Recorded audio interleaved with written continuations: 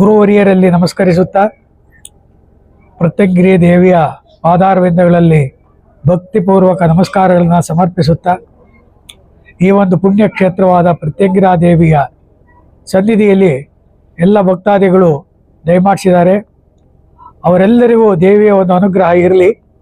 ಈ ಒಂದು ಮಹತ್ ಕಾರ್ಯವನ್ನು ಬಸವರಾಜ ಶಾಸ್ತ್ರಿಗಳು ಮತ್ತು ದಂಪತಿಗಳು ಹಾಗೂ ಅವರ ಕುಟುಂಬ ಭಾಳ ಸುಮಾರು ಎರಡು ವರ್ಷದಿಂದ ಈ ಕಾರ್ಯವನ್ನು ಮಾಡಿಕೊಂಡು ಈ ಒಂದು ಮಟ್ಟಕ್ಕೆ ತಂದಿದ್ದಾರೆ.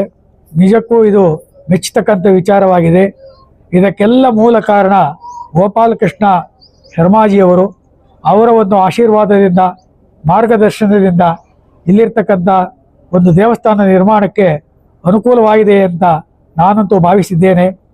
ಈಗಾಗಲೇ ಗುರೂಜಿಯವರು ಹಾಗೂ ಸ್ವಾಮೀಜಿಯವರು ತಿಳಿಸಿದಂತೆ ಈ ಕ್ಷೇತ್ರಕ್ಕೆ ಬರ್ತಕ್ಕಂಥ ಎಲ್ಲ ಭಕ್ತಾದಿಗಳಿಗೆ ತಮ್ಮ ಮನೋಕಾಮನೆಗಳನ್ನು ಈಡೇರಿಸ್ಕೊಳ್ಳೋದಕ್ಕೆ ದೇವ ಒಂದು ಅನುಗ್ರಹ ದೊರಕಿದೆ.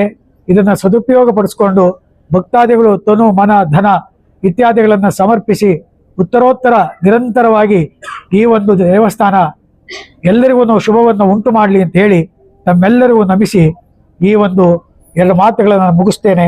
ಸರ್ವರಿಗೂ ಶುಭವಾಗಲಿ.